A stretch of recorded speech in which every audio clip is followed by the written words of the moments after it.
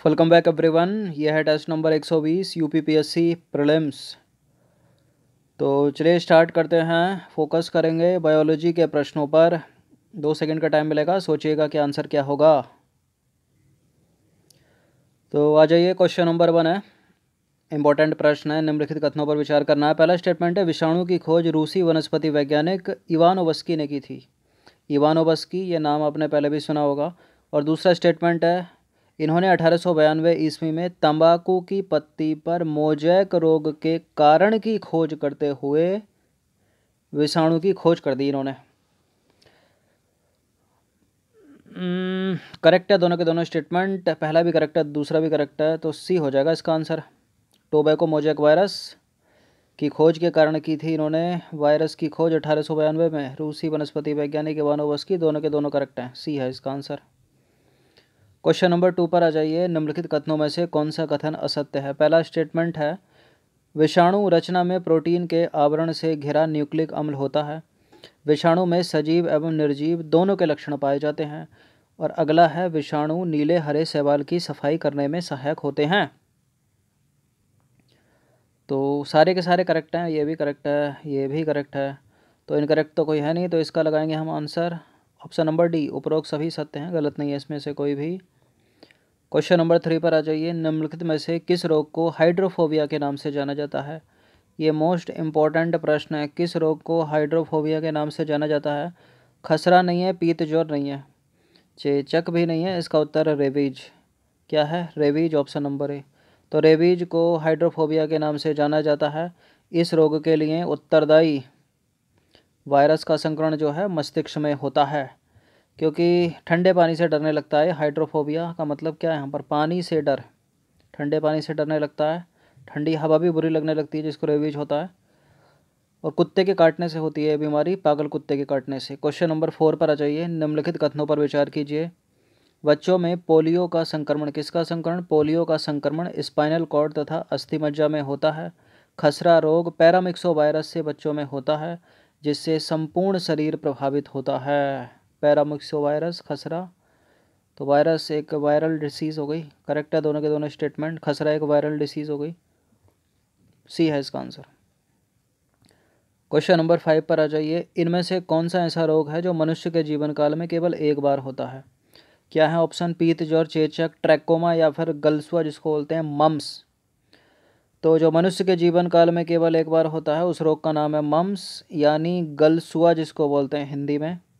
तो गलसुआ देखिए एक ऐसा रोग है जो मनुष्य के जीवन काल में केवल एक बार होता है। और यह रोग मनुष्य में लार ग्रंथियों को प्रभावित करता है। किसको? लार ग्रंथियों को प्रभावित करता है, जिससे ग्रंथियों में सूजन आ जाती है। क्वेश्चन नंबर 6 पर आ जाइए। निम्नलिखित कथनों पर विचार करना है। 2 स्टेटमेंट है यहाँ पर, बताने कि इनमें से कौन सा करेक्ट है। पहला स्टेटमेंट है, कुछ जीवाणु भूमि की उर्वरता बढ़ाने का काम करते हैं। पौधे सीधे वायुमंडल से नाइट्रोजन ग्रहण करने की क्षमता रखते हैं। देखिए पहला तो करेक्ट है, कुछ जीवाणु भूमि की या मिट्टी की उर्वरता बढ़ाने का काम करते हैं। करेक्ट है पहला स्टेटमेंट। दूसरा वाला गलत है। पौधे सीधे वायुमंडल से नाइट्रोजन ग्रहण करने में सक्षम नहीं है। पौधे वायुमंडल की नाइट्रोजन को नाइट्रेट में परिवर्तित करते हैं, फिर ग्रहण करते हैं। तो करो तो एलिमिनेट जरा दूसरे वाले को, 2 नहीं होगा, और जहाँ जहाँ 2 है वो भी नहीं होगा। इसका आंसर हो जाएगा ऑप्शन नंबर ए, केवल 1। तो कुछ जीवाणु मिट्टी की उर्वरता को बढ़ाने का कार्य करते हैं, ये बात सत्य है, अखंड सत्य है। और राइजोबियम नामक जो जीवाणु है वो दलहनी फसलों की जड़ों में उपस्थित गांठ में पाया जाता है और वायुमंडलीय नाइट्रोजन लेकर उसे नाइट्रेट में परिवर्तित करने में सक्षम होता है। पौधे सीधे वायुमंडल से नाइट्रोजन ग्रहण करने की क्षमता नहीं रखते, इसलिए इन्हें नाइट्रोजन नाइट्रेट के रूप में ग्रहण करनी होती है जीवाणुओं की मदद से। और जीवाणु का नाम क्या है? नाम क्या है? राइजोबियम। वायुमंडल की नाइट्रोजन को नाइट्रेट में बदलता है। कहाँ पाया जाता है? दलहनी फसलों की जड़ों में। क्वेश्चन नंबर 7 पर आ जाइए। निम्नलिखित कथनों में से कौन सा कथन असत्य है। अगर असत्य नहीं होगा तो आंसर डी होगा। पहला स्टेटमेंट है, लैक्टोबैसिलस नामक जीवाणु दूध में पाए जाने वाले केसीन नामक प्रोटीन की छोटी छोटी बूंदों को एकत्र करके दही जमाने का काम करता है। केसीन एक प्रोटीन है। शर्करा घोल का किण्वन कर एसेटोबैक्टर एसीटी नामक जीवाणु उसे सिरके में परिवर्तित कर देता है। जीवाणु का प्रयोग तंबाकू की पत्ती में सुगंध एवं स्वाद बढ़ाने में भी किया जाता है।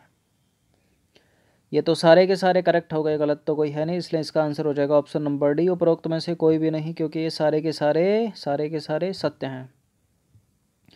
आ जाइए 8वां प्रश्न क्या कहता है, निम्नलिखित कथनों पर विचार करना है। पहला स्टेटमेंट है, नील हरित शैवाल भी एक प्रकार का जीवाणु होता है, इसे साइनोबैक्टीरिया के नाम से भी जाना जाता है। लाल सागर का रंग जो लाल होता है ना, वो ट्राइकोडेस्मिथ एरिथ्रियम नामक साइनोबैक्टीरिया के कारण ही दिखाई पड़ता है, क्योंकि यह लाल सागर में प्रचुर मात्रा में पाए जाते हैं।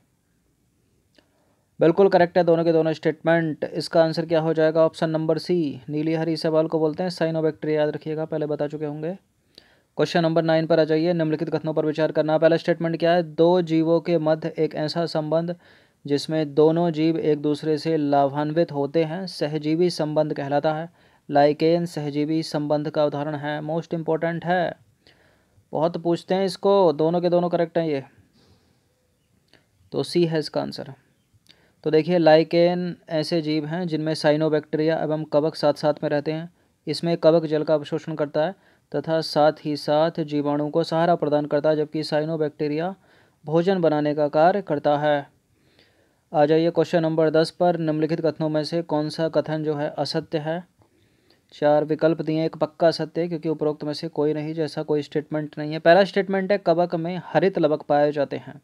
कवक का अध्ययन माइकोलॉजी कहलाता है और कवक की कोशिका भित्ति काइटिन की बनी होती है। किसकी बनी होती है, काइटिन की बनी होती है। गोबर पर उगने वाले कवक को क्रोपोफिलस कहते हैं।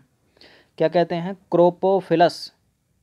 तो गोबर पर उगने वाले कवक को कोप्रोफिलस कवक कहते हैं, करेक्ट है। और कवक की कोशिका भित्ति काइटिन की बनी होती है, बिल्कुल करेक्ट है। और कवक का अध्ययन माइकोलॉजी कहलाता है और शैवाल का अध्ययन फाइकोलॉजी कहलाता है, ये भी याद रखिए। कवक में हरित लवक नहीं पाए जाते, अगर हरित लवक पाए जाते तो अपना भोजन खुद ना बना लेता ये, तो गलत है पहला वाला स्टेटमेंट, ये तो परपोषी होता है ना। तो कवक में हरित लवक नहीं पाया जाता, इस कारण यह अपना भोजन स्वयं नहीं बना पाता। क्वेश्चन नंबर 11 पर आ जाइए, जो कवक अपना भोजन जंतु एवं पौधों के जीवित ऊतकों से प्राप्त करते हैं वह कवक सदैव हानिकारक होते हैं, इन्हें परजीवी कहते हैं। जो कवक अपना भोजन सदैव सड़े गले कार्बनिक पदार्थों से प्राप्त करते हैं उन्हें मृतोपजीवी कहते हैं। बिल्कुल दोनों के दोनों करेक्ट हैं ये, इसका आंसर हो जाएगा ऑप्शन नंबर सी। तो परजीवी कवक के उदाहरण हैं पक्सीनिया और अस्टिलागो आदि, और राइजोपस, पेनिसिलियम, मोर्चेला आदि जो हैं वो मृतोपजीवी कवक के उदाहरण हैं। क्वेश्चन नंबर 12 पर आ जाइए, निम्नलिखित कथनों पर विचार करना। पहला स्टेटमेंट है, कवकों में कई प्रकार के विटामिनों का संश्लेषण किया जाता है। यीस्ट से विटामिन डी तथा अस्विया गोसोपी द्वारा विटामिन विटामिन B2 का संश्लेषण किया जाता है। एक बार फिर से सुन लीजिएगा, यीस्ट से विटामिन डी तथा अस्विया गोसोपी द्वारा विटामिन B का संश्लेषण किया जाता है। ये करेक्ट हैं दोनों के दोनों स्टेटमेंट, कवक से कई प्रकार के विटामिन का संश्लेषण किया जाता है, इसका आंसर हो जाएगा ऑप्शन नंबर सी। तो उपरोक्त दोनों के दोनों सत्य हैं। इसके अतिरिक्त देखिए, स्ट्रेप्टोमाइसिस ग्रिसिकस नामक कवक से विटामिन B12 का संश्लेषण किया जाता है। अब आ जाइए क्वेश्चन नंबर 13 पर, 13वां प्रश्न है, निम्नलिखित में से किस लाइकेन का उपयोग मिर्गी रोग की औषधि बनाने में किया जाता है। किस लाइकेन का उपयोग किया जाता है, बताइए, किस लाइकेन का उपयोग मिर्गी रोग की औषधि बनाने में किया जाता है। 4 ऑप्शन है यहाँ पर, रेमेनिला, लोबेरिया, असनिया, परमेलिया सेक्सटिलिस। तो इसका उत्तर क्या हो जाएगा, ऑप्शन नंबर ए, परमेलिया सेक्सटिलिस का उपयोग जो है लाइकेन का, परमेलिया सेक्सटिलिस एक लाइकेन है, इसका उपयोग मिर्गी रोग की औषधि बनाने में किया जाता है। तो परमेलिया सेक्सटिलिस का उपयोग जो है मिर्गी रोग की औषधि बनाने में किया जाता है। लोबेरिया और इर्बेनिया, रेमेनिला आदि लाइकेन का उपयोग इत्र बनाने में किया जाता है। क्वेश्चन नंबर 14 पर आ जाइए, निम्नलिखित कथनों में से कोई एक कथन जो है असत्य है, असत्य नहीं होगा तो आंसर डी होगा। दक्षिण भारत में परमेलिया नामक लाइकेन को सालन मतलब करी बनाने में उपयोग किया जाता है। जापान की निवासी इंडोकार्पन जापान की निवासी या के निवासी इंडोकार्पन नामक लाइकेन का उपयोग, इंडोकार्पन एक लाइकेन है, कहाँ का निवासी है, जापान का निवासी है। इसका उपयोग सब्जी के रूप में करते हैं वो लोग। और क्लोडेनिया लाइकेन को आर्कटिक भाग में भोजन के रूप में उपयोग किया जाता है या प्रयोग किया जाता है। तो देखिए इंडोकार्पन, इंडोकार्पन क्या है, एक लाइकेन है, कहाँ का, जापान का, सब्जी के रूप में प्रयोग करते हैं इसको जापानी। और क्लोडेनिया लाइकेन को, क्लोडेनिया भी एक लाइकेन है, इसको आर्कटिक भाग में भोजन के रूप में जो है प्रयोग किया जाता है। करेक्ट है, करेक्ट है। और दक्षिण भारत में परमेलिया सेक्सटिलिस का नामक जो लाइकेन है उसका सालन के रूप में उपयोग करते हैं। तो सारे के सारे करेक्ट हैं, गलत तो कोई है नहीं इसमें। तो इसका आंसर लगाएंगे हम डी। यहाँ एक चीज़ लिखी है आर्कटिक भाग में, आर्कटिक भाग में कौन कौन से देश बताया था उस दिन ज्योग्राफी का जब जिस दिन टेस्ट करा रहे थे। एक तो है यूएसए, और क्या ऊपर की तरफ सट रहा है कनाडा, कनाडा, और फिर क्या है ग्रीनलैंड, ग्रीनलैंड, और क्या है नॉर्वे, और क्या उधर ऊपर तक क्या फैला है रूस। ये सारे के सारे जो है उससे आर्कटिक जो ओशियन है उससे सीमा बनाते हैं। तो आर्कटिक कंट्री इनको बोला जाता है, आर्कटिक भाग के देश, इनको याद रखिएगा। क्वेश्चन नंबर 15 पर आ जाइए। निम्नलिखित कथनों पर विचार करना है। दो स्टेटमेंट है यहाँ पर, बताना कि इनमें से कौन सा करेक्ट है। पहला स्टेटमेंट है शैवाल हरित लवक युक्त होते हैं। बिल्कुल होते हैं, कवक नहीं होते, लेकिन याद रखना शैवाल में भोज्य पदार्थ का संचय मंडी के रूप में होता है। बिल्कुल होता है, भोजन बनाते हैं तो होता है। सी है इसका आंसर।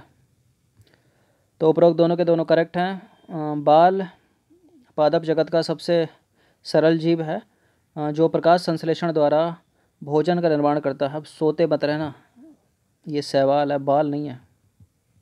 शैवाल जो है पादप जगत का सबसे सरल जीव है जो प्रकाश संश्लेषण द्वारा भोजन का निर्माण करता है।